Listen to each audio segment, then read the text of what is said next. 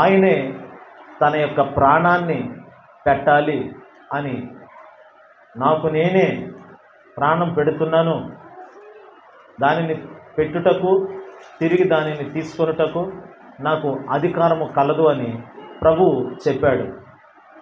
అయితే ఆ ప్రాణం పోవడానికి, మనం కోల్పోవడానికి మనుషులందరి నిమిత్తం, నీ కోసం నా కోసం ప్రాణం ఇవ్వటానికి యేసు ప్రభు ఎలాంటి మార్గాన్ని ఎన్నుకున్నాడు, యేసు ప్రభు ఎలాంటి మార్గంలో నడిచి మరణించాడు అని అంటే, అసలు ప్రపంచవ్యాప్తంగా వేయబడుతున్న అనేక రకాల శిక్షలు, దేశాలలో, ప్రపంచ దేశాలలో కరుడుగట్టిన ఖైదీలకి భయానకమైన శిక్షలు విధిస్తారు.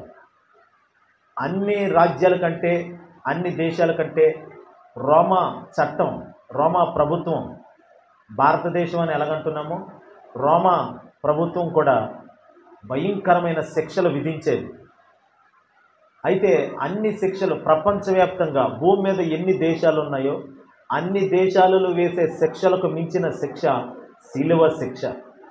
యేసుప్రభు శిలువను కోరుకొని ఆ శిలువలో మరణించాలని, అంతటి వాల్యుబుల్ మరణం అనాలి, చాలా విలువైన మరణం అని చెప్పాలి. యేసుప్రభు మరణం కూడా సులువైన మరణం కోరుకోలేదు. ఆయన చాలా విలువైన మరణం కోరుకున్నాడు ప్రభు. అది సులువుగా చనిపోయేది కాదు, అది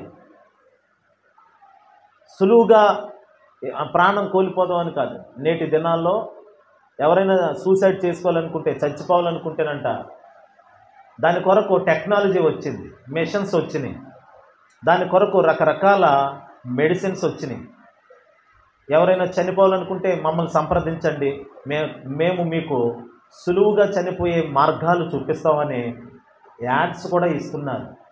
అలాంటివి కూడా సంస్థలు పుట్టుకొచ్చినాయి, అలాంటి కంపెనీలు వచ్చినాయి. ఎలాంటి కంపెనీలు? ఒకటికి పని ఇచ్చి ఆ కుటుంబాన్ని నిలబెట్టి బాగు చేసే కంపెనీలు కాదు, సులువుగా చనిపోవటం ఎలా, అలాంటివన్నీ ప్రపంచంలో ఉన్నాయి. సులువైన మరణం అంటే నొప్పి తెలియకుండా, బాధ తెలియకుండా, మనసులో కూడా నేను చచ్చిపోతున్నాను అనే ఆలోచన కూడా రాకోకుండా తిరుగుతూనే చనిపోయే ప్రక్రియలు, అలాంటివన్నీ ప్రస్తుతం భూమి మీద ఉన్నాయి.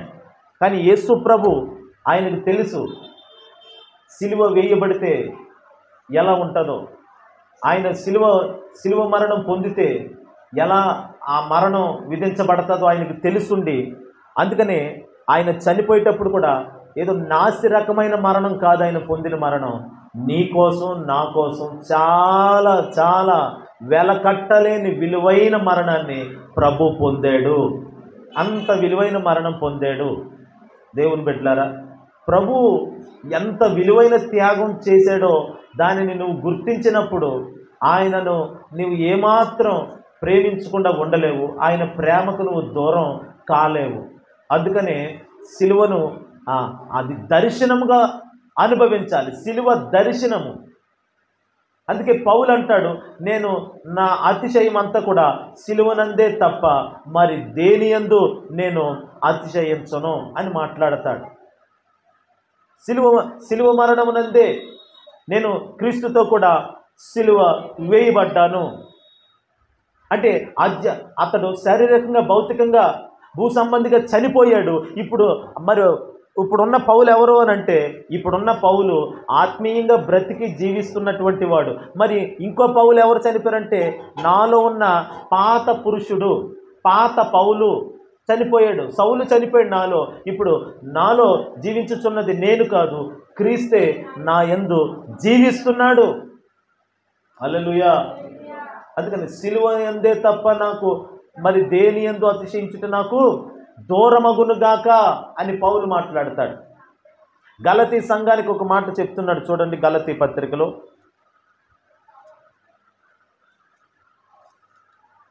గలతీ పత్రికలో 3వ అధ్యాయము 1వ వచనం. గలతీ పత్రిక 3వ అధ్యాయం 1వ వచనం.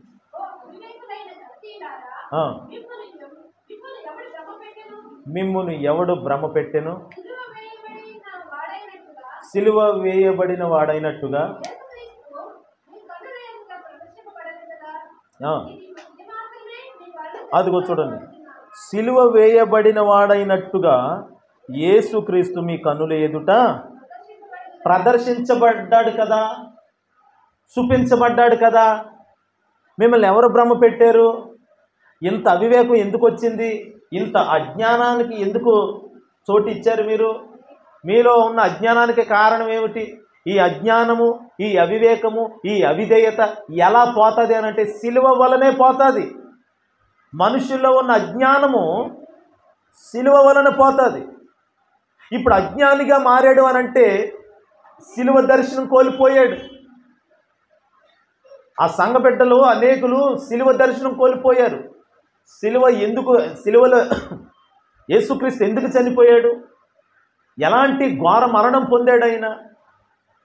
నా కోసం యేసుక్రీస్తు చనిపోయాడు అన్న ఆ ఆలోచనలో నుండి బయటకు వచ్చేసారు.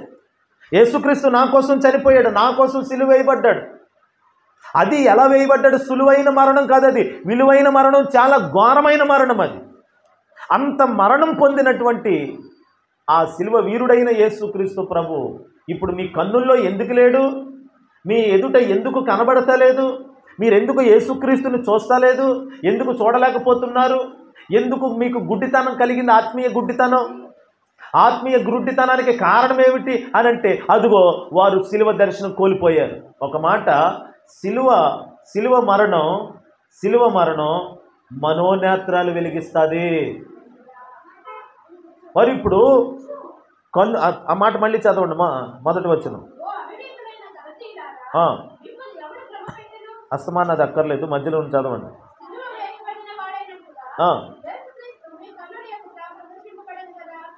మీ కన్నుల ఎదుట ఆయన కనబడ్డాడు కదా, చూపించబడ్డాడు కదా, మీరు చూశారు కదా, అంత లోతుగా వెళ్ళారు కదా. మీ కన్నులు మరి ఇప్పుడు ఎందుకు చూస్తలేదనంటే కళ్ళుకి ఏమైంది? కన్నులు గుడ్డితనం పొందాయి. గుడ్డితనం ఎలాగొచ్చింది మీకు? ఈ గుడ్డితనానికి కారణం ఏమిటి? అజ్ఞానము.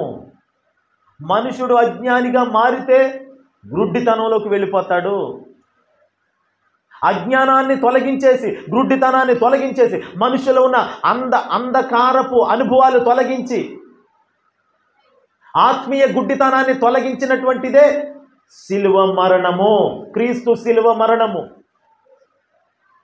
యేసుక్రీస్తు సిలువ మరణము మన కన్నులు తెరిచింది, మనకి జ్ఞానాన్ని కలిగించింది, మనకి వివేకాన్ని పుట్టించింది, జ్ఞానాన్ని కలిగించింది. మరి ఇప్పుడు ఏమైంది వీళ్ళకి? ఇప్పుడు మళ్ళీ కళ్ళు మూయబడ్డాయి, మళ్ళీ అజ్ఞానులుగా మారిపోయారు, మరలా అవివేకులుగా మారిపోయారు. అరే యేసుక్రీస్తు మీకోసం ఇంత త్యాగం చేశాడు కదా, ఆయన సిలువ మరణం పొంది ఆయన మీకోసం చనిపోయి ఇంత చేస్తే ఇప్పుడు ఎందుకు గుడ్డోళ్ళు అయిపోయారు? మళ్ళీ మీరు మీ కన్నుల ఎదుట మీరు ఎప్పుడు సిలువనే చూస్తూ ఉండేవారు కదా. మరి ఇప్పుడు ఏమైందంటే సిలువ మీద వేలాడుతున్న యేసుని చూడలేకపోవడానికి కారణం ఏంటంటే ప్రేమ తక్కువైపోయింది.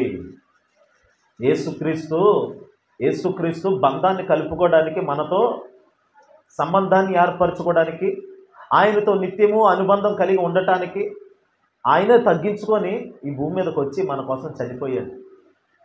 తండ్రి అయిన దేవుడు మన మీద ఉన్నటువంటి పాపపు మరకలు తుడిచేయడానికి, మన మీద ఉన్నటువంటి పాపం అనే రోతను కడిగేయడానికి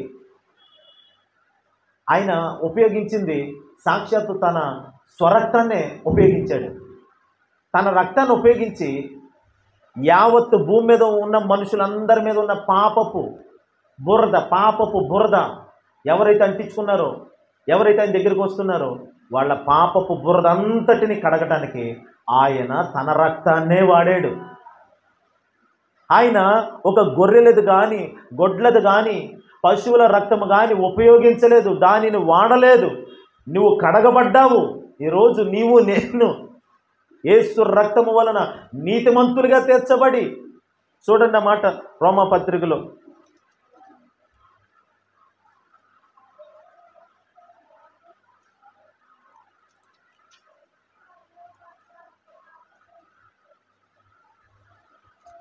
ఇప్పుడు ఆయన రక్తము వలన ఎక్కడ ఉందన్నమాట,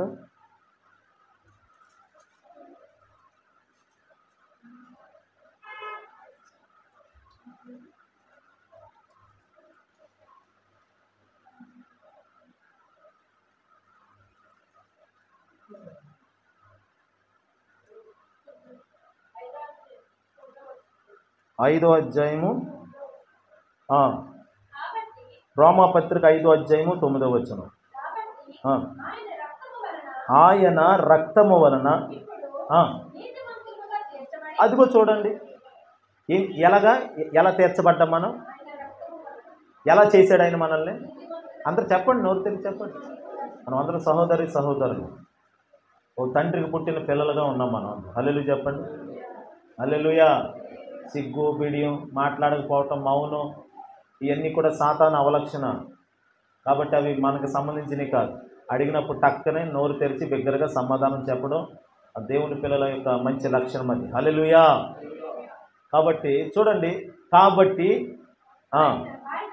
ఆయన రక్తము వలన ఇప్పుడు నీతిమంతులుగా తీర్చబడి మరింత నిశ్చయముగా ఆ యేసుక్రీస్తు ద్వారా రాబోతున్న ఉగ్రత నుండి రక్షింపబడుదుము. ఇప్పుడు మనం తీర్చబడ్డాము. ఎలా తీర్చబడ్డాము, ఎలా తీర్చిదిద్దాడు మనల్ని అంటే నీతిమంతులుగా. అనండి ఒకసారి, చెప్పండి ఒకసారి. నన్ను నీతిమంతుడిగా, నీతిమంతురాలిగా చెప్పాలి తీర్చాడు. యేసయ్య అది చేశాడు నీకోసం. తండ్రి అయిన దేవుడు మనం బట్టలకు అంటుకున్న మరకలు పోగొట్టడానికి సబ్బు సర్పు ఉపయోగించినట్లుగా అది తాత్కాలికం. ఇంకా ఖరీదైనవి కూడా వస్తున్నాయి, డిటర్జెంట్స్ అన్నీ, లిక్విడ్స్ వస్తున్నాయి. తేలికైపోయింది ఇప్పుడు బట్టల మీద ఉన్న మురికి పోగొట్టడానికి. ఇన్నాళ్ళు ఏమండి, సాగిరేవి పట్టుకెళ్ళి ఏదో కాలువకు పట్టుకెళ్ళి ఆ కాలువలో గుంజితేనే కానీ ఉతికితేనే కానీ పొద్దున్న పట్టుకెళ్ళిన బట్టలు ఎప్పుడుకో వచ్చేవారు. అక్కడ మా రాజమండ్రిలో మా అమ్మోళ్ళు ఒక కోరి గోతులకు పట్టుకెళ్ళి ఉతికేవారు. ఫ్రెష్గా నీళ్లు ఊరతా ఉంటే అందులో అవి ఉతుక్కొని రావటానికి ఒక్కోసారి సాయంత్రం అయిపోయింది. అంటే అట్లుకున్న మరక. అంటే అప్పుడు మన సబ్బులు ఏంటో మరి ఇప్పుడు ఎక్కువ పవర్ఫుల్ వచ్చేసినాయి. యాసిడ్లు అవన్నీ ఎక్కువ వాడతారేమో ఇప్పుడు వాడుతున్న లిక్విడ్స్లో. అలా బట్ట మీద ఉన్న మురికి పోగొట్టుకోవడానికి ఇంత ప్రయాసపడుతున్నాం మనం. మనుషులకు అంటుకున్నటువంటి పాపం, మనుషుల్లో చొచ్చుకున్న పాపం, నరాల్లోకి వెళ్ళిపోయిన పాపం. ఏమండి, మాంసము ఎముక్కి అంటుకున్నట్లుగా మన స్వభావంలో పాపం అనేది అంటుకుపోయింది. దాన్ని వేరు చేయటానికి ఏది సరిపోదు, యేసు రక్తము తప్ప. ఈ శరీరం మీద అంటుకుంటే తీసేయడానికి కొంచెం సులువే. మనస్సుకు అంటుకుపోయింది. మనసు ఎక్కడ ఉంటుంది చెప్పండి, కనబడుతుందా? హృదయం అంటాం, కనబడుతుందా? ఏదైతే ఆత్మ సంబంధమైనవి మనలో దేవుడు పెట్టాడు వాటికి అంటుకుంది పాపం. వెళ్ళి పాపము ఎంత లోతుకెళ్ళిపోయిందో చూడండి. లోతుకెళ్ళిపోయి మానవుని యొక్క హృదయం ఏదో మాటల్లో పాపం మాటల్లో కాదు, ఆ మాటలు ఎక్కడి నుండి వస్తున్నాయో మనలో నుండి, ఆ లోపల ఉన్న అంతరంగ పురుషుని స్వభావం ఉందో చూడండి, అందులోకి వెళ్ళి కూర్చుంది పాపం. వెళ్ళి ఇప్పుడు దాన్ని బయటికి లాగాలంటే చిన్న పని అయితే, చిన్నగా శ్రమ పడితే పోదది. ఒక గొర్రెను బలిస్తే పోయే పాపం కాదది. నీ కోసం ఎంత చేశాడో ప్రభు నీకు అర్థమవ్వాలి. నీలో ఉన్న పాపాన్ని బయటికి తీసేయడానికి ఆయన్నే దిగొచ్చి తానే బలైపోవలసి వచ్చింది. ఎందుకంటే పాపానికి వచ్చు శిక్ష చెప్పాలా, మరణం. నువ్వు చచ్చిపోవాలంతే, నేను చచ్చిపోవాలి. అది ఎలాగా చనిపోయి ఎక్కడికి వెళ్ళాలంటే, పాపం చేసి చనిపోయినవాడు అభిషేకినాలి. పాపం చేసి చనిపోయినవాడు నరకానికి పాత్రుడు అంతే. అలాంటి నరకానికి, ఉగ్రతకి పాత్రులమైన మనం అని ఉంటుంది బైబిల్లో. ఉగ్రతా పాత్రులమైన మనం, ఆ మాట ఎక్కడుంది? అదే రోమపత్రికలో ఉంటుంది చూడండి. ఎన్నో వచ్చినామా అమ్మా? 5వ అధ్యాయము. అంటే ఉగ్రత పాత్రులు అని ఉంటుంది చూడండి. ఉగ్రత పాత్రులు.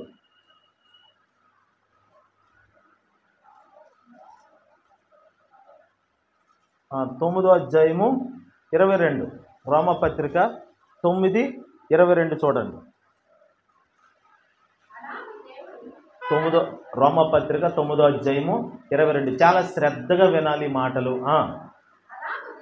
ఆ, తన ఉగ్రతను ఆగపరచుటకును తన ప్రభావమును చూపుటకును ఇచ్చయించిన వాడే నాశనమునకు సిద్ధపడి ఉగ్రతాపాత్రమైన ఘటములను ఆయన బహుదీర్ఘ శాంతముతో సహించినానేమి. అసలు చూడండి, తన ప్రభావాన్ని క్షణమాత్రములో చూపించగలిగిన సర్వశక్తుడైన దేవుడు పాపం చేసినోడి మీదకి ఉగ్రతను పంపించాల్సింది పోగా కరుణను చూపుతున్నాడు. ఏమైనా చేయగలడు ఆయన. ఉగ్రతాపాత్రులమైన మనము, ఉగ్రతాపాత్రులుగా పాత్రమైన ఘటములు, ఘటం అంటే దేహము, శరీరం, మనమే. అలాంటి మనల్ని ఆయన బహుదీర్ఘ శాంతముతో సహించినానేమి. అంటే ఇప్పుడు పాపం చేసినోడి మీద ఉగ్రతను పంపించకుండా కృపను పంపించాడు. మొదట ఆయన రక్తము కార్చడానికి మొదట తన ప్రేమను విడుదల చేశాడు, తన కృపను విడుదల చేశాడు, తన యొక్క రక్తాన్ని విడుదల చేశాడు. దేవుని కృప ఆయన మరణాన్ని మన జీవితంలోకి తీసుకొచ్చింది. ఆయన రక్తాన్ని, అమూల్యమైన రక్తాన్ని మనలోకి తీసుకొచ్చింది. ఎందుకంటే లోపల ఉన్న పాపం పోవాలంటే మాత్రం మరణం జరగాలంతే. శిక్ష విధించాడు కదండి.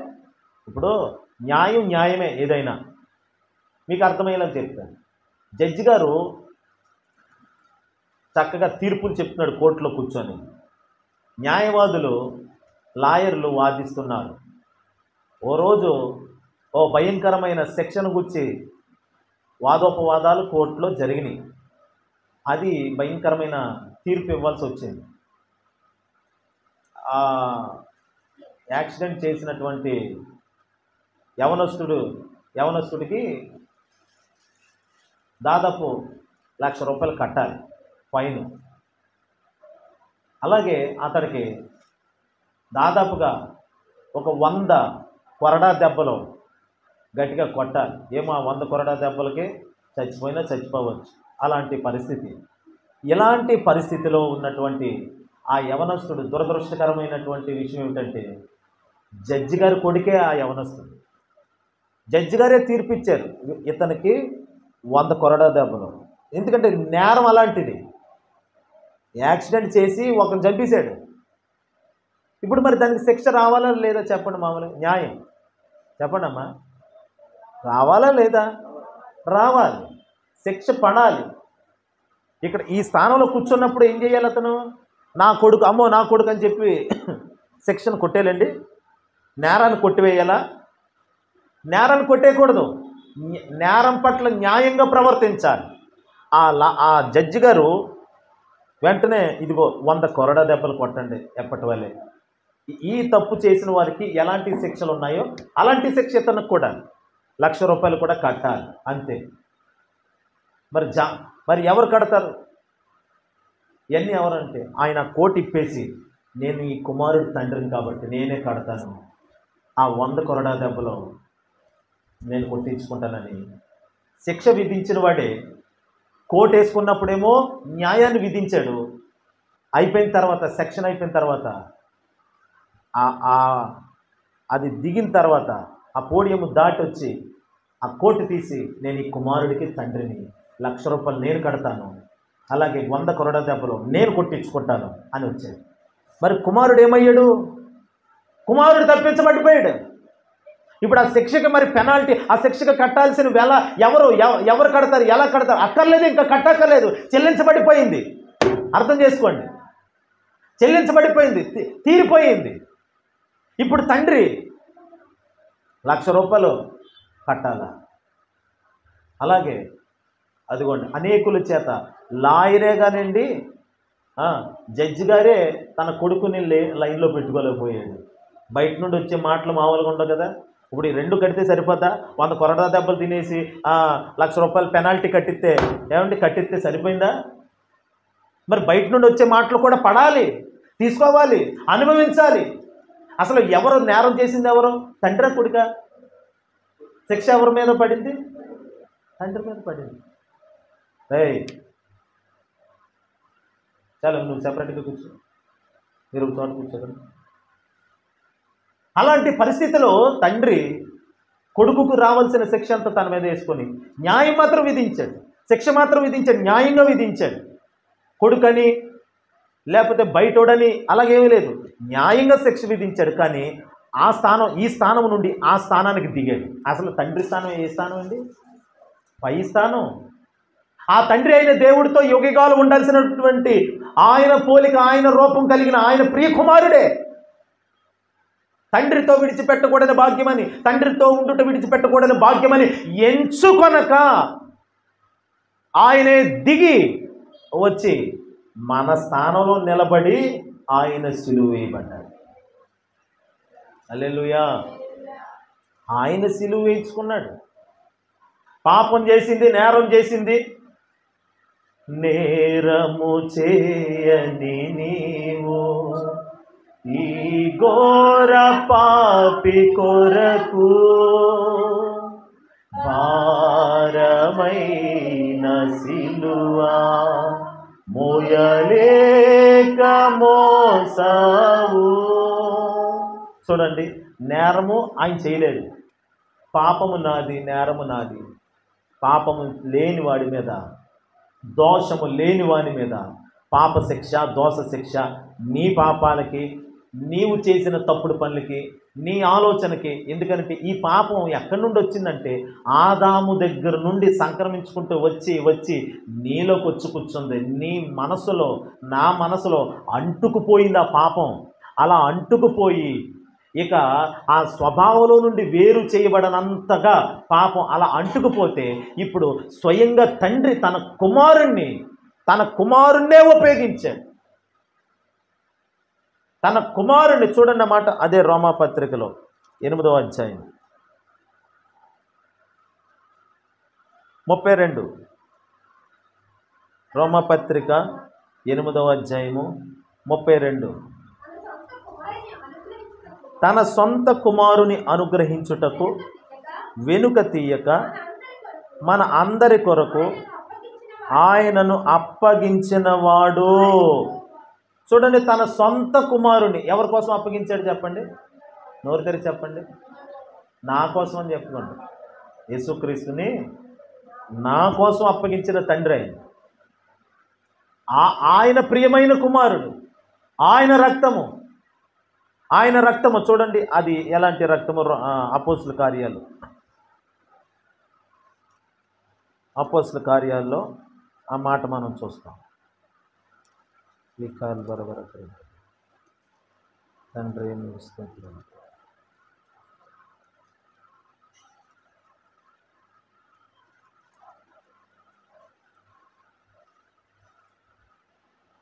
చూడండి, అపోస్తుల కార్యాలు 20వ అధ్యాయము 28వ వచనం. అపోస్తుల కార్యాలు 20వ అధ్యాయము 28వ వచనం. తన స్వరక్తమిచ్చి సంపాదించిన, ఏ రక్తం ఇచ్చాడంటే అండి దీవెనక్క, ఏ రక్తం ఇచ్చాడు? స్వరక్తం అనండి ఒకసారి. అంటే సొంత రక్తం. తన సొంత కుమారుడని చదివాం మనం ఇందాక రోమపత్రికలో 8:32లో. సొంత కుమారుడు అంటే తన స్వకుమారుడు, స్వీయ కుమారుడు, సొంత పుత్రుడు, సొంత కుమారుడు. అదే తండ్రి తన స్వరక్తం అంటే తన కుమారుని రక్తం, తన రక్తాన్ని ఇచ్చేశాడు. స్వరక్తముతో సంపాదించిన సంఘము. దేవుడు మనల్ని కడగటానికి, సర్వమానవాళిని కడిగి శుద్ధీకరించి నీతిమంతులుగా తీర్చడానికి ఏది పడితే అది ఉపయోగించలేదు. కానీ గొర్రెలను, ఎడ్లను, పశువులను సమస్తం ఆయనదే, ఆయన సృష్టించిందే. ఆయన సృష్టించిన ఈ సృష్టిలో ఏ రీతిగానైనాను పరిశుద్ధపరిచేద్దాంలే అంటే పాపం ఒప్పుకోదు. చాలా వెల చెల్లించబడాలి. అది చాలా ఖరీదు. అన్నిటికంటే ఎక్కువ ఖరీదు పాపానికి చెల్లించే మూల్యమే ఖరీదు. భూమి మీద అది ఇది ఖరీదండి, చాలా ధర ఎక్కువండి, రేట్ ఎక్కువండి. దేనికి ధర ఎక్కువ, దేనికి రేట్ ఎక్కువ అంటే పాపానికే రేట్ ఎక్కువ. పాపానికి రేట్ ఎక్కువ. నువ్వు ఏదో చిన్న బూతాడావు, దానికే రేట్ ఎక్కువ కట్టాలి, పెనాల్టీ ఎక్కువ కట్టాలి. వడ్డీలు, చక్ర వడ్డీలు ఎన్ని వేసినా సరిపోదు. నువ్వు నేను కడితే సరిపోతుంది, ఎందుకంటే మనం అందరం కూడా పాపంలోనే ఉన్నాం కాబట్టి. దేవుడాన్ని గురించి మహిమను మనుషులందరూ పాపము చేసి, చదవండి మాట రోమ పత్రికలో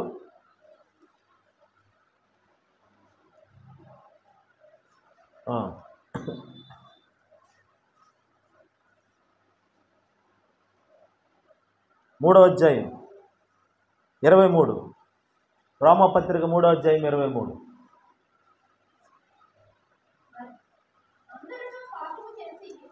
మూడో అధ్యాయము 23వ వచనం.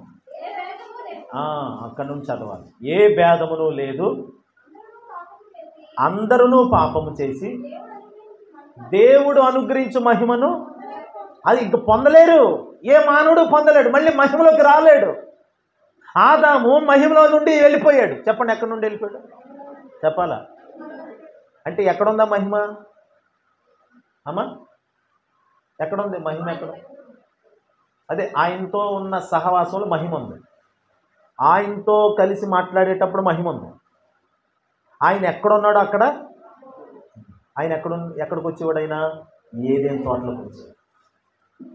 మానవుడి కొరకు చక్కటి ఇల్లు కట్టి పెట్టి ఇక్కడ ఉండి ఇదంతా కాయు, ఇదంతా కాపాడు, దీని అంతటిని సేద్యపరచు, అదిగో ఫలాలు తిను, ఇదిగో ఈ ఫలాలు తిను అని ఇలా అన్నీ చెప్పి ఇంత మంచి నిర్మాణం, ఇవన్నీ ఈ నిర్మాణాలన్నీ నా చేతి పనిగా ఉన్న ఈ సృష్టి అంతా నీ చేతి కింద పెడుతున్నాను. వినాలి, నీ చేతి కిందకి అప్పగిస్తున్నాను. మానవుడా, ఆదమా, ఇదిగో అనుభవించు, ఏలుబడి చేయి, అధికారం చేయి, కానీ ఆ ఫలం మాత్రం తినొద్దు, దాని జోలికి వెళ్ళొద్దు. విన్నాడా? మహిమలో ఉన్నాడు. ఎలాగైనా మహిమలో నుండి లాగేయాలి. నాకు లేని మహిమ, నాకేమో అంధకారమా, నాకేమో చీకట. మట్టితో చేయబడిన మానవుడికి ఇంత ఘనత, ఇంత వైభవం ఎలాగిస్తాడు ఈ దేవుడు? ఎలాగైనా నాకు దక్కనిది వాడికి కూడా. ఎవరు పన్నాగు ఇది? సాతాను, అపవాది. ఆది నుండి వాడు కుయుక్తిపరుడై ఉండి అదిగో ఆదాముని ఎలాగైనా నాకు లేని మహిమ మట్టి మానవుడికి ఎలాగిస్తాడు? ఈ మట్టికి, ఈ మట్టితో చేయబడ్డారు ఈ మనుషులు. అక్కడ పెట్టుకుని మళ్ళీ వాళ్ళ కోసం అంత ఏదేను తోట ఇవ్వాలా? ఏదేను తోటలో ప్రతి మంచి వృక్షాలు నాటాలా? ఈ సృష్టి అంతా తీసుకెళ్ళి ఆ మానవుడి చేతికి ఇస్తాడా? వినాలి. ఈ సృష్టిలో చేసిన దానికి మళ్ళీ అతని చేత పేర్లు పెట్టిస్తాడా? ఏనుగు, చీమ, కోతి, కొండముచ్చు, ఇవన్నిటికీ పేర్లు ఈ ఆదామే పెట్టాడా? ఎందుకు పెట్టాలి? నాకు లేని మహిమ ఘనత ఈ మనుషుడికి దాక్కకూడదు, అంతే. ఎలాగైనా మహిమలో నుండి లాగేయాలి, బయటికి తీసుకొచ్చేయాలి. అందుకని ఆ మనిషిని బయటికి తీసుకురావటానికి స్త్రీనే ఉపయోగించాలి సాతాను. చెప్పండి, ఎవరిని? ఎందుకు మరి స్త్రీలు ఎక్కువ తిట్లు తింటారా? ఎందుకు స్త్రీలు లోటుగా కనబడతారు? ఎందుకు లోపంగా కనబడతారు స్త్రీలు? ఆ మచ్చ అలాగే ఉండిపోవాలనా? ఆ లోటు ఎప్పటికీ భర్తీ కాదా? స్త్రీ ఒక ఘనమైన పాత్రగా మారలేదా? బలహీనమైన ఘట్టమేనా? పేతురు గారు అన్నట్టు అంటే బలహీనంగానే చూడాలనా? పౌలు గారు అన్నట్టు నేను స్త్రీకి అధికారం ఏమో అన్నట్టు ఇంకెప్పటికీ అంతేనా? ప్రభు అదే దృష్టిలో ఉన్నాడా? ప్రభు ఏ స్థానం ఇచ్చాడు స్త్రీకి? శిలువ మరణము పొంది శిలువ వేయబడిన తర్వాత ఆయన లేచి మొట్టమొదటిగా పునరుత్థానము చెంది మొదటి స్త్రీ అదిగో మగ్దలేనే మరియకు కనబడి ఆమెకే ఆ పునరుత్థానపు ప్రకటన ప్రత్యక్షతను ఇచ్చి బయలుదేరని చెప్పాడు ఆయన. వారిలో ప్రకటించే స్త్రీలు గొప్ప సైన్యము వలె ఉన్నారని దేవుని లేఖను ఆ సెలవిచ్చినట్లుగా స్త్రీకి అప్పగించాడు పునరుత్థానపు వార్తను. పట్టుకెళ్ళి చెప్పు. ఎవరికి? అపోస్తులులకు చెప్పాలని వెళ్ళి చెదిరిపోయిన వారు. స్త్రీకి అంత ఘనత ఇచ్చాడే యేసయ్య. నువ్వు ఎందుకు బలహీనరాలుగా ఉండాలి? ఎందుకు తక్కువగా ఉండాలి? నీవెవరు నీకు తెలుసా? సాతానుగాడు స్త్రీలను తక్కువగా చూపిస్తున్నాడు. స్త్రీ ముఖ్యము కాదు, సరైన అవగాహన ఉండదు అని. కానీ నా ప్రభువుని బట్టి చెప్తున్నాను, పునరుత్థానపు శక్తిని వార్తను పట్టుకొని మోయగలిగినది, భరించగలిగినది అదిగో ఒక స్త్రీ. నువ్వు చేయగలవు, సాధించగలవు. నువ్వు కొంచెం అవగాహన పెంచుకోగలిగితే నా వల్ల ఏమవుతుందిలే అని చతికిల పడి కూర్చుంటే మాత్రం ఏమీ జరగదేమో కానీ నేనేమైనా చేయగలను, కొంతైనా చేయగలనని లేచి నిలబడితే అక్కడ నుండి నీ పరుగు ప్రారంభించబడుతుంది.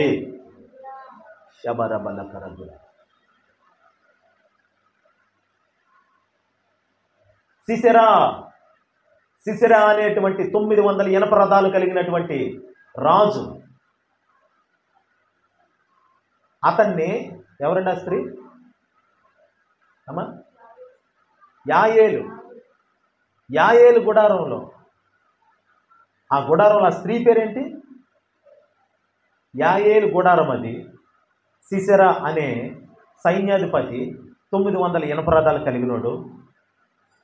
మొత్తం తరుముకుంటూ వస్తుంటే వచ్చి సరిగ్గా ఈ యాయేలు అనే గుడారంలోకి దూరాడు.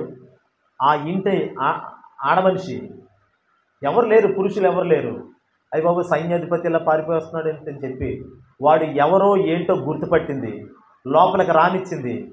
నేను లేనని చెప్పమ్మా, కొంచెం నాకేమైనా మంచినీళ్ళు అని అడిగితే మేకడ పాలు ఇచ్చి అతనికి మత్తు కలిగేలా చేసి ఒక కంబళి దుప్పటి కప్పేసి ఒంటరిగా వచ్చి అంత గుడారపు మేకు టెంట్ ఉంటుంది కదా, టెంట్లు వేస్తారు కదా, ఆ టెంట్కి ఇంత మేకులు ఉంటాయి, అలాంటి మేకు ఒకటి అట్టుకొని వచ్చి సుత్తి తెచ్చి మత్తుగా పడుకుంటే, అమ్మా దెబ్బరా కాదా, మీరు తప్పు చెప్తున్నారు.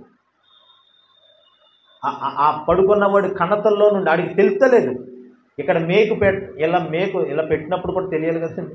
అంత స్పర్శ లేకుండా పడుకున్నాడు. ఆ మేకు ఇక్కడ పెట్టి సుత్తితో కొడితే కణతలో నుండి నేలలోకి వెళ్ళిపోయింది. ఒక స్త్రీ ఈ పని చేయగలిగిందా? మాతృమూర్తిగా ప్రపంచ దేశాలు, నేటికి కొన్ని దేశాలు అమ్మా అనే పిలుపుని పొందినటువంటి మదర్ తెరీసాని చూడండి. ఈ రోజుకి మదర్ తెరీసా, ఆవిడ పేరు తెరీసా, వినాలి, తెరీసా ఆవిడ పేరు. కానీ మదర్ తెరీసా అంటేనే కానీ అర్థం కాదు. తెరీసా అంటే బోల్డ్ మంది తెరీసాలు ఉండొచ్చు, కానీ ఒక్కసారి మదర్ అని తగిలించగానే, ముందు మదర్ అని పెట్టగానే ఆమె అందరికీ తల్లిగా పిలువబడుతుంది. అనేకులు ప్రభువుని ఎరగని వారు కూడా, ఈవెన్ ముస్లిమ్స్ కూడా, సహోదరులు వాళ్ళు కూడా ఆ మదర్ తెరీసా ఫోటోను పెట్టుకుంటారు. వాళ్ళ హాస్పిటల్లో కానీ, వాళ్ళకి ఏదైనా ఏ రంగాల్లో వాళ్ళు ఉంటారో వాళ్ళ గృహాల్లో కొంతమంది మదర్ తెరీసా ఫోటోను పెట్టుకుంటారు. ప్రభువుని ఎరగని అన్యజనులు కూడా పెట్టుకుంటారు. చిరంజీవి సినిమా యాక్టర్, ఆయన కూడా మదర్ తెరీసా బ్లడ్ బ్యాంక్ అని ఏదో పెట్టారు. ఏమిటి అనంటే, అమ్మ, ఒక మాట చెప్పనా, ఆ స్టేజీకి ఆమె అలా వెలిగిందంటే యేసయ్య సిలువను చూసి అక్కడ నేర్చుకున్న, సిలువ దగ్గర నేర్చుకున్న పాఠాలే ఆమె జీవితానికి అవలంబించుకుంది, అన్వయించుకుంది జీవితానికి. అందుకని ప్రపంచానికి అమ్మగా మారింది, దేశానికి అమ్మగా మార్చబడింది. ఈ దేశానికి వచ్చింది ఆమె, వచ్చి ఒక అమ్మగా ఎంచబడింది, మిషనరీగా వచ్చినట్లుగా. కుష్ఠ రోగుల మధ్యలో సేవ చేసి కలకత్తా ప్రజలకి అనేక సేవలు అందించి, ఎవరు ప్రేమకు నోచుకోలేనటువంటి కుష్ఠరోగులు ఉన్నారో అని వెతికి వారిని పట్టుకొచ్చి ఆశ్రమంలో పెట్టి ఆమెకున్నదంతా దారబోసి బలాన్ని, ఆమె యొక్క శ్రమ దానాన్ని అంతా అన్ని విధాలుగా దానం చేసింది. ఎలా చేయగలుగుతున్నారు మీరు? ఇంత ప్రేమ ఎక్కడి నుండి వచ్చింది మీకు? దేనిని బట్టి చేస్తున్నారమ్మా? నా క్రీస్తు ప్రేమను బట్టి, సిలువలో ఆయన చూపుని ప్రేమను బట్టి నేను ఇంత సేవ చేయగలుగుతున్నానండి అని చెప్పింది. సిలువను చూస్తే ఏమి నేర్చుకుంటున్నారు దేవుని బిడ్డలారా? సిలువ దర్శనము కోల్పోయిన గలతీ సంఘం వలె మనం ఉండకూడదని దేవుని లేఖనం చెప్తుంది మనం.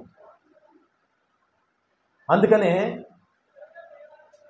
ప్రభు అయిన యేసుక్రీస్తు అని ఆయన తండ్రి అయిన దేవుడు ఆయన కుమారుడైన యేసుక్రీస్తుని మన కోసం బలిగా అర్పించారు.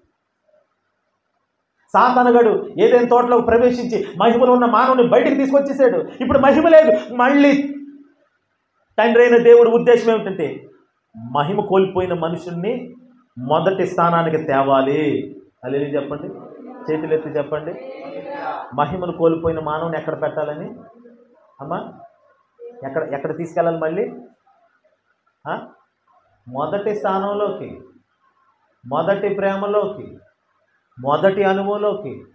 తొలి ప్రేమ అంటారు దాన్నే. ఆ తొలి ప్రేమ, మొదటి ప్రేమలోకి మళ్ళీ లాక్కెళ్ళాలని. అంటే దేవుడితో మానవుడు ఎలా ఉండేవాడో తెలుసా? ప్రేమతో ఉండేవాడు అంతే. మొదటి మనుషుడు దేవునితో ప్రేమగా వ్యవహరించేవాడు, దేవుడు ప్రేమను చూపించేవాడు, మనుషుడు కూడా ప్రేమ చూపించేవాడు. ఒకరికొకరు ప్రేమ రాజ్యంలో ఉండేవారు. మానవుడు దేవుడు కలిసి ఒక ప్రేమలో ఉండేవారు.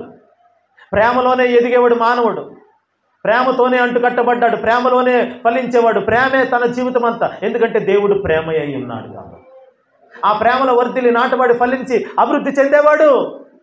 మరి ఇప్పుడు అందులో నుండి బయటకు మహిమలో నుండి వచ్చేసాడు, తోటలో నుండి వచ్చేసాడు, ఆశీర్వాదాలన్నీ కోల్పోయి వచ్చేసాడు అనడం ఇవన్నీ ఒక ఎత్తు అయితే అసలైంది ప్రేమలో నుండి వచ్చేసాడు. నువ్వు ప్రేమ కోల్పోతే ఎట్లా చెప్పండి? దేవుడి మీద ప్రేమ కోల్పోతే ఎలా చెప్పండి? అన్నిటికీ మించి ప్రభువుని ప్రేమించగలుగుతున్నామా మనము? ఇంత త్యాగం చేసి ఇంతగా మన కొరకు శ్రమ పడిన దేవుడు. అప్పుడు ఆదాముకి వినాలి, ఆదాము తప్పు చేసిన తర్వాత అతని కోసం చెల్లించవలసిన వెలంతా చెల్లించాక, అయ్యా నువ్వు నా కోసం ఇంత చేసావు కదయ్యా, అయ్యా నీ ప్రేమను బట్టి వందనాలయ్యా అని థ్యాంక్స్ చెప్పి కన్నీరు కార్చడం తక్కువే. కానీ మొదటి ప్రేమ ఆదామే పొందుకున్నాడు. పాపం చేయకముందే దేవుడు ప్రేమను చూపించాడు. ఇప్పుడు మనం తప్పు చేసినందుకు ప్రేమ చూపించాడని కాదండి. అసలు నువ్వు తప్పు చేయకుండా నీతిగా యథార్థంగా ఉన్నప్పుడే, నువ్వు సృష్టింపబడినప్పుడే, ఇంకోటి చెప్పనా, నువ్వు నేను భూమి మీదకి రాకముందే ప్రేమించాడండి. అనాది సంకల్పంలో మనమందరం దేవుని చేత ప్రేమించబడి ఉన్నాము. ఆ మొదటి ప్రేమ నీకు నాకే చెందింది. నువ్వు మొదటి ప్రేమలో ఉన్నావు. ఆ ప్రేమను బట్టి దేవుడు నిన్ను మనిషిగా సృష్టించాడు. ఆ ప్రేమను బట్టి నిన్ను బయటికి తీశాడు తల్లి గర్భం నుండి. ఆ ప్రేమను బట్టి నిన్ను మట్టిగా చేసి రూపాన్నిచ్చి తనలో ఉన్న ప్రేమంతా ఆ బొమ్మ మీద పెట్టాలనుకున్నాడు. ఆ ప్రేమ అంతా కుమ్మరించాడు. ఇప్పుడు మరలా అదే మొదటి ప్రేమలోకి రావాలి. అనేకులు దేవుని ప్రేమను అర్థం చేసుకొని కఠినత్వం, క్రూరత్వం, ఇంకా మార్పు చెందకుండా, అరే దేవుడెవరు, నేనెవరు, ఎందుకు బ్రతుకుతున్నానన్న అవగాహన కూడా లేకుండా, ఏదో రక్షణ పొందాము, బాప్తిసం పొందాములే, ఏదో ఒక చర్చికి వెళ్తున్నాం కదా, ఏదో నా చేతిలో ఒక బైబిల్ ఉంది కదా అని ఇలా ఏదో లోకం వెళ్ళిపోతుంది, లోకంతో పాటు వెళ్ళిపోయేవారుగానే ఉంటున్నారు. కానీ నిజమైన ప్రేమ యొక్క ఆనవాళ్ళు ఎక్కడున్నాయి చెప్పండి? నిజమైన ప్రేమ యొక్క ఆనవాళ్ళు ఏది నీలో? ఆ మొదటి ప్రేమ. నిన్ను దేవుడు ఎంత ప్రేమతో ముద్దుగా సృష్టించాడో ఆ ప్రేమలోకి వెళ్ళాలని ప్రభు కోరుకుంటున్నాడు. నువ్వు తప్పు చేస్తే ఆయన ప్రేమించిన ప్రేమ అదే మొదటి ప్రేమ అనుకోకు. మనము సృష్టింపబడకముందే ఆయన ప్రేమలోనే మనం ఉన్నాము, ప్రేమలోనే సృష్టించబడ్డాము. ఎఫెసీ పత్రికలో మాట చూడండి, మొదటి అధ్యాయం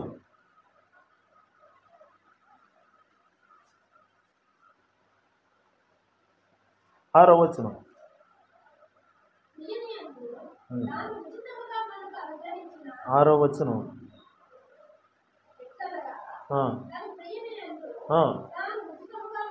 జాగ్రత్తగా చూడండి, వినండి.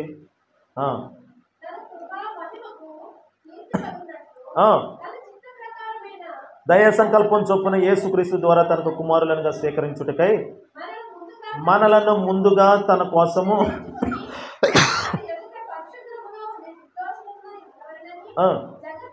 అదిగో జగత్తు పునాది వేయబడక మునిపే ప్రేమ చేత ఆయన క్రీస్తులో మనలను ఏర్పరచుకున్నాడు. యేసుక్రీస్తు ఎందుకు రావాల్సి వచ్చిందంటే నువ్వు క్రీస్తులో ఉన్న వ్యక్తివి కాబట్టి నిన్ను మళ్ళీ లోపలికి తెచ్చుకోవడానికి, నిన్ను మళ్ళీ లోపలికి లాక్కోవడానికి. బయటికి వెళ్ళిపోయావు, మళ్ళీ లోపలికి తెచ్చుకోవాలి, ఆ మహిమలోకి తేవాలి, ఆ ప్రేమలోకి తేవాలి, ఆ మొదటి అనుభవంలోకి తేవాలని, బయటికి వెళ్ళిపోయిన మనల్ని మళ్ళీ తెచ్చుకోవాలని.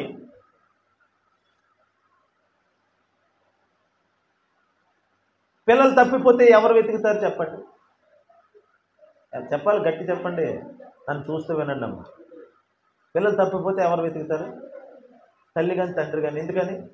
తండ్రి కంటే ఎక్కువ తల్లే కదా తిరుగుతుంది. ఆ తల్లిని ఆపగలమా? రాహేలు తన పిల్లలు కనబడనందునంట ఆమె కడుపు వేదన అంత ఇంత కాదంట. నా పిల్లలు లేరని ఏడుతున్నా, నా పిల్లలు లేరని. ఎందుకంటే ఆమె కడుపులో నుండి వచ్చారు కాబట్టి. నువ్వు ఎక్కడి నుండి వచ్చావు తెలుసా? నీ తల్లి గర్భంలో నుండి, నా తల్లి గర్భంలో నుండి నేను వచ్చామండి. ఇది తాత్కాలికం. నువ్వు నేను క్రీస్తులో ఉన్నాం, యేసుక్రీస్తే మన తల్లి, అందులో నుండి వచ్చాం, మనం బయటకు వచ్చాం.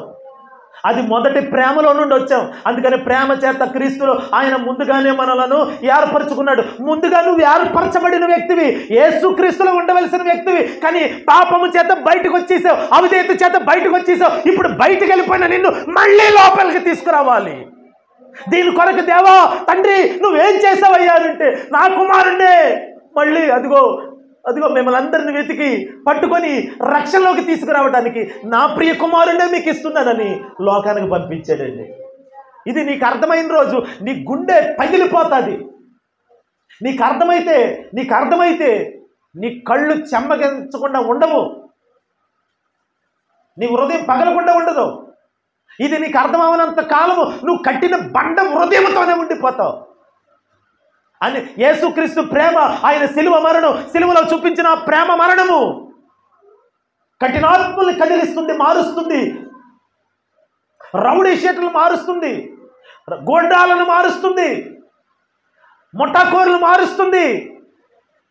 జైల్లో మగ్గిపోతున్నటువంటి వారు క్షేమంగా బయటకు వచ్చి వాళ్ళు చెప్తున్న మాట ఇదిగోండి, యేసుక్రీస్తు ప్రేమ నేను తెలుసుకున్నాను, ఇప్పుడు మంచివాడిగా మార్చబడ్డాను. అంత రౌడీగా ఉన్నవాడిని ఆయన ప్రేమ కరిగించేస్తుంది, క్రూరమైన వ్యక్తులను కరిగించేస్తుంది, కఠినాత్మల్ని కరిగించేస్తుంది ఆ సిలువ ప్రేమ. నువ్వు కరగకపోతే, నువ్వు బండవలే ఉండిపోతే, ఆయన ప్రేమ నీకు అర్థం కాకపోతే ఇంకేం చేస్తావు నువ్వు? ఏ కాడికి అంతేనా?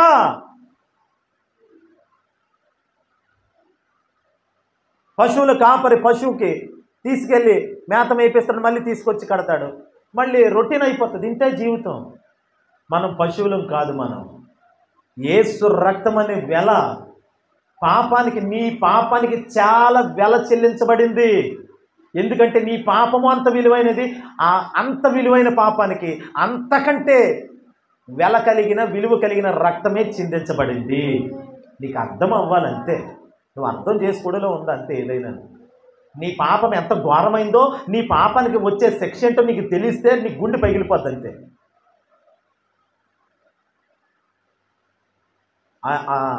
సెల్ ఫోన్ వాడే ఆడపిల్లల్ని కొన్ని దేశాలు సెల్ ఫోన్ బ్యాన్ చేసినాయి. ఆడవారు సెల్ ఫోన్లు వాడకూడదు. కిమ్ అని అంటారు కదా, ఉత్తర కొరియా, ఆ దేశ అధ్యక్షుడు కిమ్ సెల్ ఫోన్ వాడితే ఇంకా భయంకరమైన శిక్ష. అది తప్పు, ఆ దేశంలో అది పాపం సెల్ ఫోన్ వాడితే. ఇక్కడికిక్కడ షార్ట్ నిక్కర్లు వేసుకొని తిరుగుతారు అమ్మాయిలు, అలా గనుక వేసుకొని తిరిగితే చంపేస్తారు. అక్కడ అది పాపం. ఇప్పుడు ఒకవేళ ఎవరో అయ్యా పడుకోకు, ఇప్పుడు యేసుప్రభు చూడండి, ఆ యొక్క ఆ పాపం అక్కడ చేస్తే, నిక్కర వేసుకొని తిరిగితే, షార్ట్ వేసుకొని తిరిగితే ఆ అమ్మాయికి మరణం. అక్కడ అది పాపం. అంటే పాపానికే అంత శిక్ష ఉంది అక్కడ, చిన్న పాపానికి. మరి నీ పాపాలకి నా పాపాలు అన్నీ లెక్కగట్టి రాసి రోజంతట్లో, దినమంతట్లో, గడిచిన దినాల్లో ఎన్ని పాపాలు ఉన్నాయో లెక్కేయండి ఒకసారి. వాటన్నిటికీ మరి పెనాల్టీ, శిక్ష, ఆ శిక్షకి పెనాల్టీతో సైతం కట్టాల్సి వస్తే ఒకసారి మనం చనిపోతే సరిపోదు. నేను చచ్చిపోతానండి నా పాపాలన్నిటికీ, ఇదిగో నేను ఇలా నా వెల చెల్లిస్తానని అంటే సరిపోదు. ఒకసారి కాదు అది. అందుకని తీరని నరకం అన్నమాట అది. ఎందుకనుకున్నారు? నరకంలో మనుషులు చావకుండా ఇంకా బ్రతికి అలాగా కాలుతా ఉంటారు యుగయుగాలు. ఎందుకు కాలుతారు? ఒకసారి చనిపోతే సరిపోతుంది కదండి మామూలుగా. ఇప్పుడు టీచరు దెబ్బ కొట్టాడు, తప్పు చేశాడు పిల్లోడు, ఆ డస్టర్ ఆ పాఠాలు చెప్పే బోర్డుని చింపేశాడు స్టూడెంట్. టీచర్ పిలిచి 2 దెబ్బలు కొట్టాడు, అయిపోతుంది అక్కడితో. కానీ అందుకు చేసిన ఆ పిల్లవాడు చేసిన తప్పుకి రోజుల తరబడి, మెలకుగేనండి అమ్మ, రోజుల తరబడి బెత్తం తీసుకొని కొడుతూ కొడుతూ కొడుతూ ఉంటే ఆడేమవ్వాలి? నరకంలో అదే శిక్ష. నువ్వు నరకానికి వెళ్ళకూడదనే ఆయన ప్రేమ నేను వెనక్కి లాగి మళ్ళీ మహిమలోకి తొయ్యాలని, ఆ మొదటి ప్రేమలోకి తొయ్యాలని. నీకు అర్థం కావట్లేదు. నువ్వు నరకానికి వెళ్ళిపోతే ఒక్కసారితో పోయేది కాదు కదా. యుగ యుగాలు యుగ యుగాలు యుగ యుగాలు కాలి కాలి కాలి కాలి కాలి అయ్యా చాలయ్యా, చాలు అనేది లేదు. యాతన పెట్టబడి పెట్టబడి పెట్టబడి పెట్టబడి ఇంకా కాలి కాలి కాలి. ఈ మాట నేను 100 సార్లు చెప్తే మీకే విసుకొచ్చారు. అలా యుగ యుగాలు కాలాల్సిన నిన్ను నన్ను ఆయన ప్రేమ చేత వెనక్కి లాక్కొచ్చాడు. నీకోసం ఎంత పెట్టుబడి పెట్టాడు, ఎంత వెల చెల్లించాడు, ఎంత విలువైన రక్తాన్ని చిందించాడు.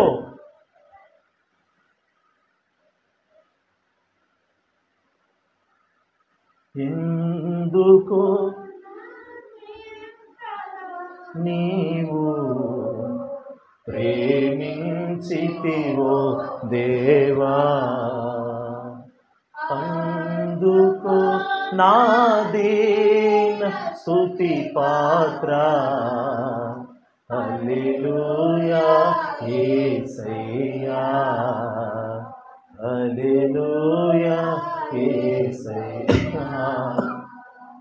నా పాపము బాప నరరూపివైనావు,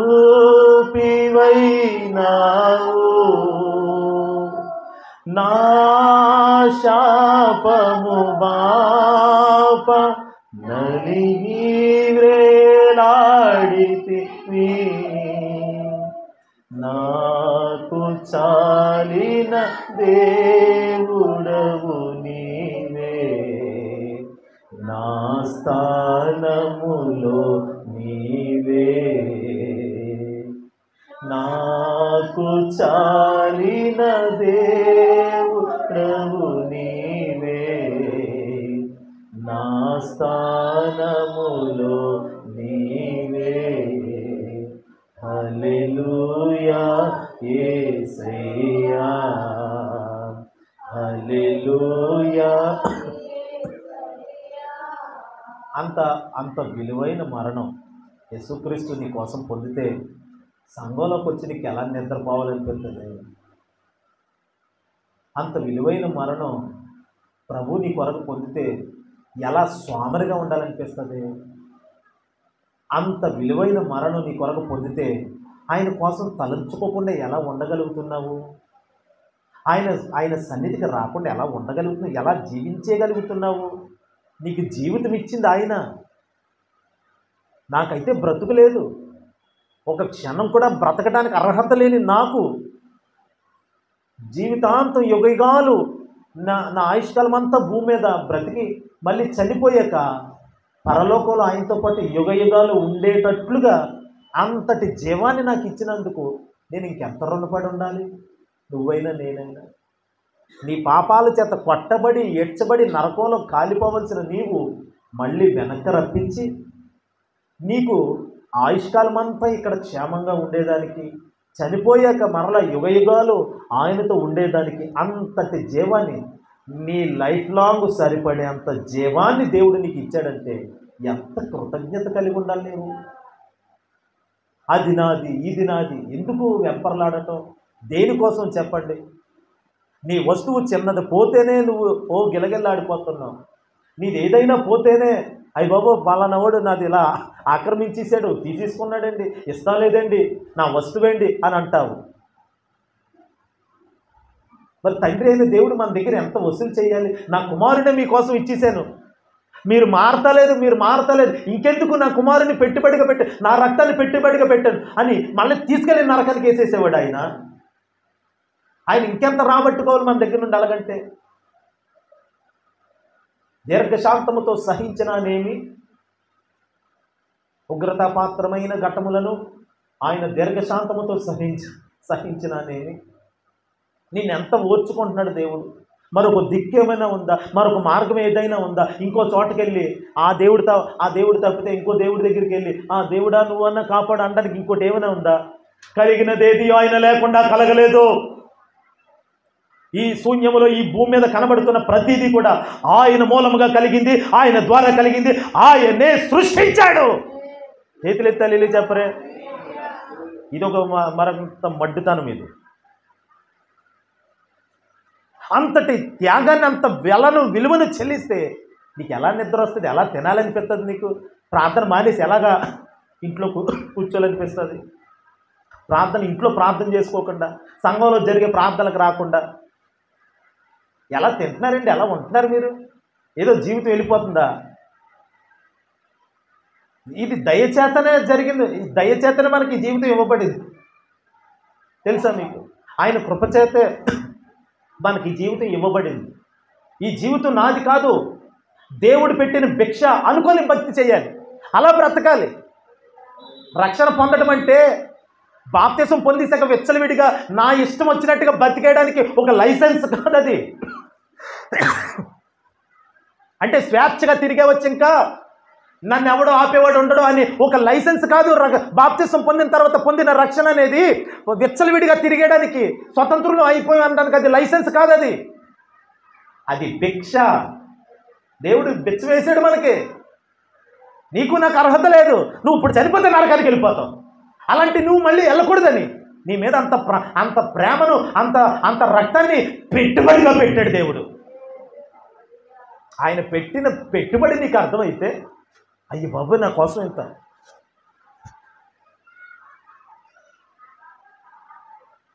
మీ అబ్బాయి ఏదో తప్పు చేశాడు,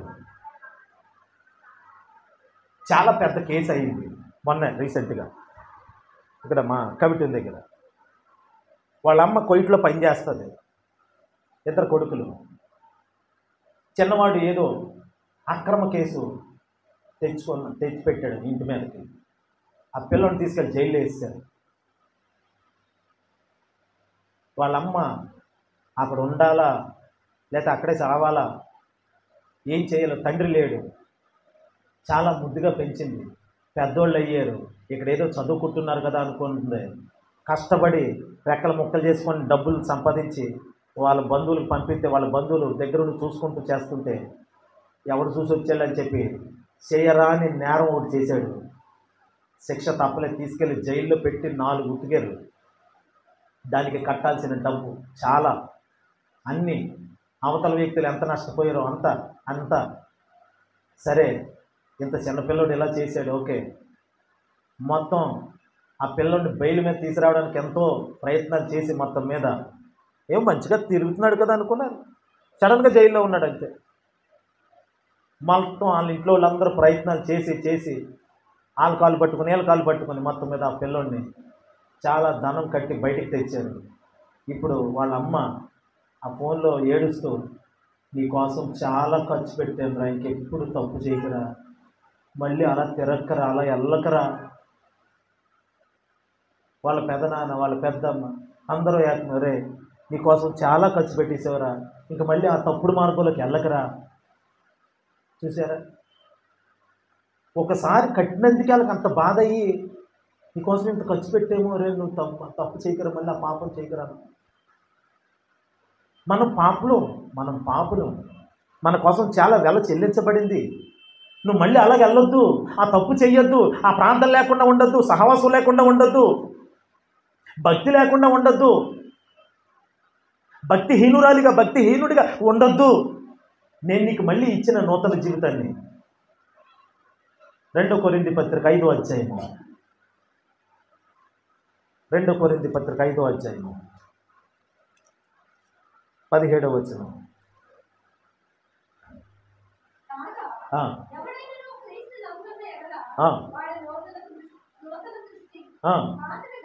పాతవి గతించెను, ఇదిగో క్రొత్త వాయును పాతవి గతించాయి. ఎవడైనా క్రీస్తునందున్న ఎడల వాడు నూతన సృష్టి. నువ్వు యేసు రక్తంతో కొనబడ్డావు, కడగబడ్డావు, నీతిమంతుడిగా తీర్చబడ్డావు. ఇప్పుడు నీవు నేను నూతన సృష్టి. చెప్పండి ఒకసారి, నేను నూతన సృష్టి అని చెప్పండి. గుండె మీద చేసుకుని గట్టిగా చెప్పండి, గట్టి చెప్పండి. ఇప్పుడు నూతన సృష్టిగా చేయబడ్డాం, మనం క్రొత్త వారిగా మార్చబడ్డాం. ఇప్పుడు క్రొత్తవాడు, కడగబడినవాడు, నూతన పరచబడినవాడు మళ్ళీ రోతవైపు. ఎందుకండి ఆ సినిమాలు ఎందుకు, ఆ పాత సెంటర్లు ఎందుకు, ఆ చెత్త కార్యక్రమాలు ఎందుకు, ఆ చెత్త అంతా మీదేసుకోవడం ఎందుకు? లేనిపోని సహవాసాలు, లేనిపోని అలవాట్లు, లేనిపోని చెత్త అంతా ఎందుకు నీకు?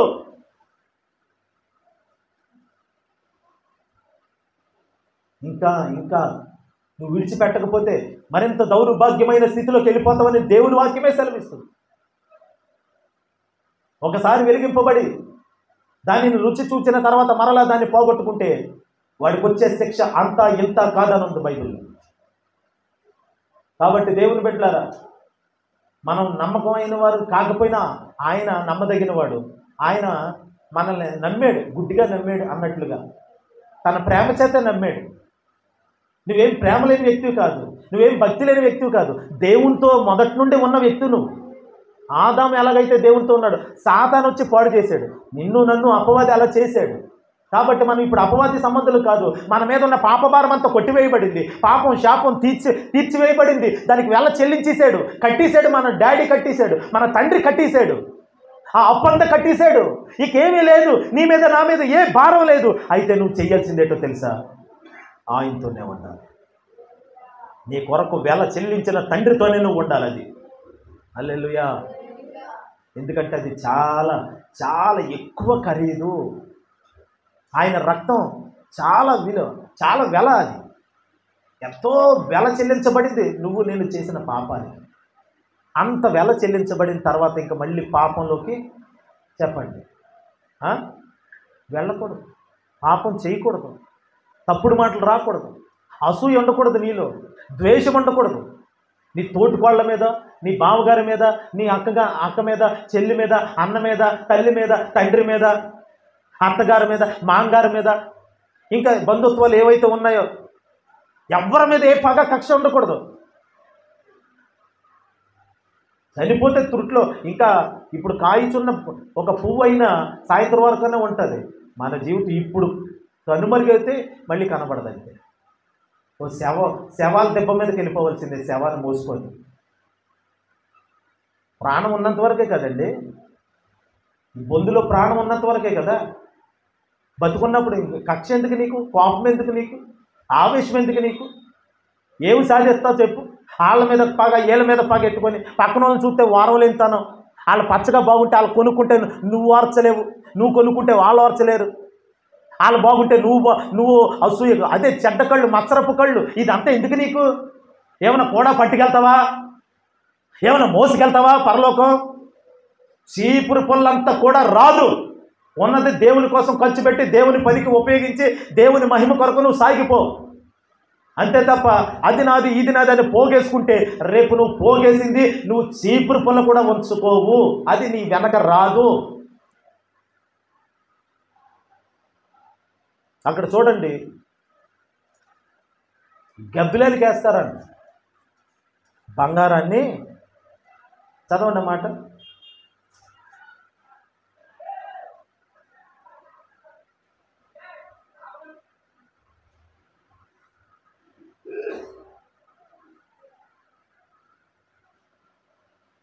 అది యెషయా 2వ అధ్యాయం 21. యెషయా గ్రంథం 2వ అధ్యాయం 21.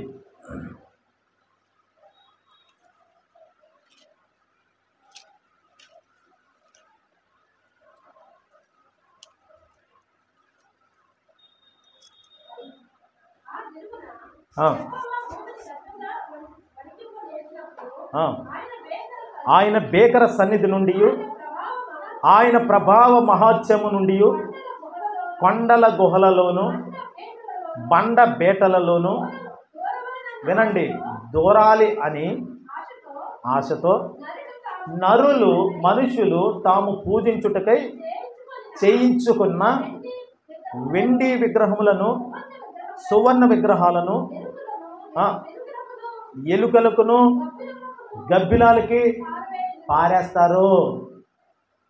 నీ ఒంటి మీద ఉన్న వెండి బంగారం ఏం చేస్తారంట? చెప్పండి, ఎక్కడ వేస్తారంట? ఏమో, ఎలుకలకి. ఆ, ఇప్పుడు మీరు ఏదో భద్రంగా దాచిపెట్టుకుంటున్నాం అనుకున్నారు. ప్రభు రాకడొచ్చి వెళ్ళిపోతే మిగిలిపోయిన వాళ్ళంట విడవబడి విడవబడిపోతేనంట అప్పుడు వాళ్ళు ఈ బంగారం రక్షించలేదు మమ్మల్ని, ఈ వెండి రక్షించలేదు, ఎలుకలు ఎక్కువైపోతాయి, గబ్బిలాలు ఎక్కువైపోతాయి. అంటే యేసయ్య ఇప్పుడు దొంగవలే రాబోతున్నాడు రహస్య రాకడలో. ఆయన రహస్య రాకడ వచ్చే వరకు ఆ ఎలుకలు గబ్బిలాలు దాచబడి ఉన్నాయి.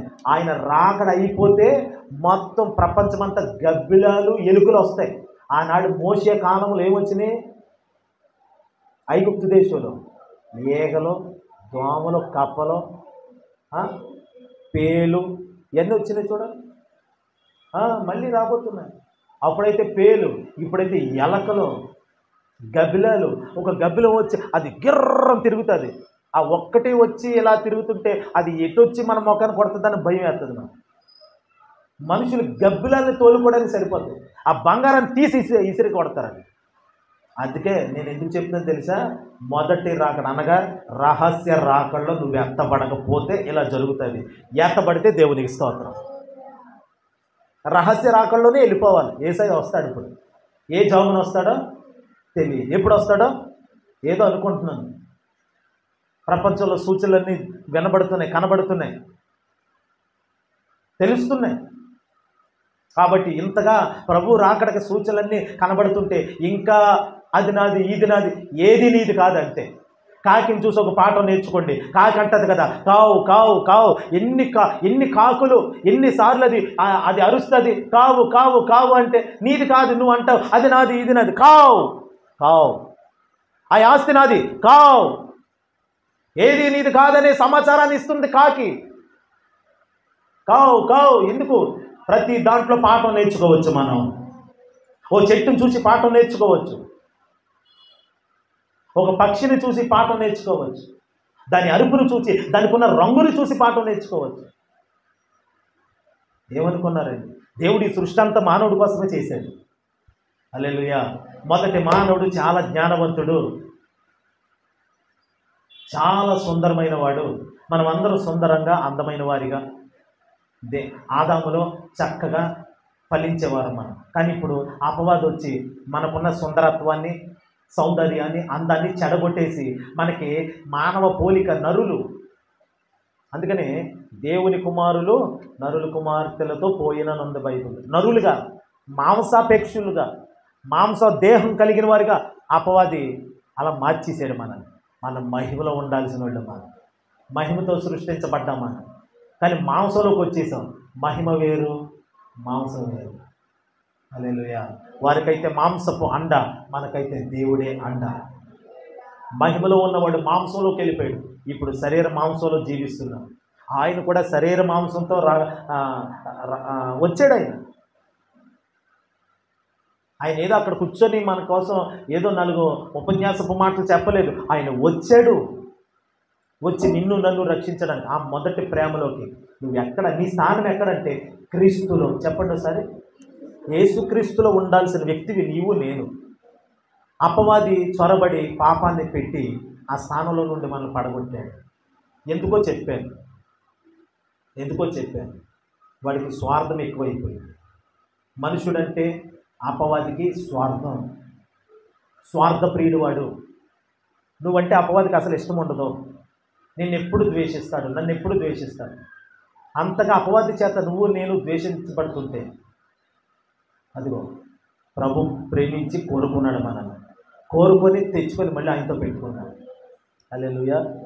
వాడు దొంగ అని తెలిసిండి కూడా ప్రభు అతన్ని ప్రేమించి తన పక్కన పెట్టుకున్నాడు. ఇస్కరియోతు యోధ. మనం ఏమండి, బలహీనులమని, భక్తిహీనులమని, పాపులమని తెలిసినా కూడా ఆయన కోరి మన కోసం ప్రాణం పెట్టాడు. చూడండి చివరిగా రోమపత్రిక 5వ అధ్యాయంలో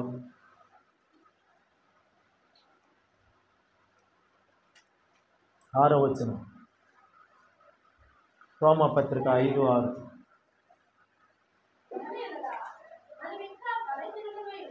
ఆ. ఆ. అలాగే 8వ వచనం త్వరగా త్వరగా. ఆ. ఆ. ఆ. అలాగే 10వ వచనం.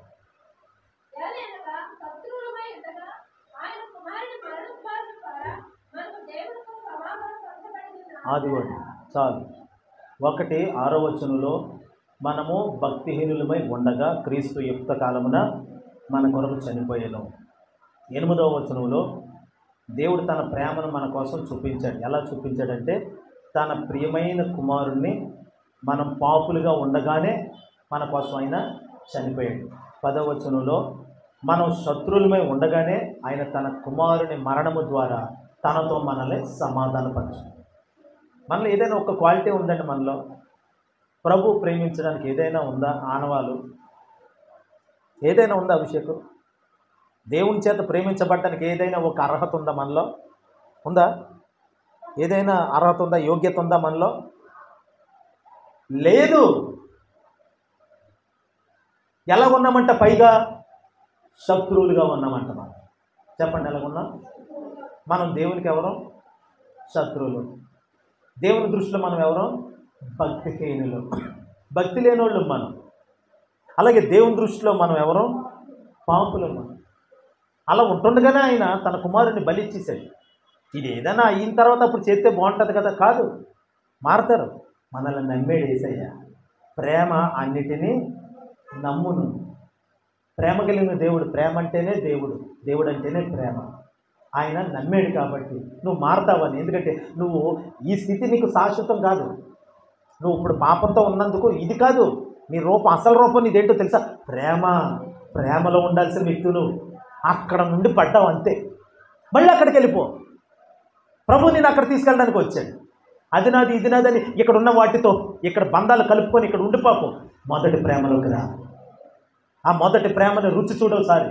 ఆ ప్రేమను రుచి చూస్తే ఆయనతో కలిసి ఆయనతో ఉన్న ఆ అనుబంధాన్ని, ఆయనతో కలిసి పెనవేయబడిన ఆ అనుభవాన్ని ఒకసారి నువ్వు రుచి చూస్తే మళ్ళీ అక్కడి నుండి రావాలనిపించదు. నీ స్థానము పైన ఉండాల్సిన స్థానము నీది. ప్రేమలో ఉన్న వ్యక్తివి నీవు.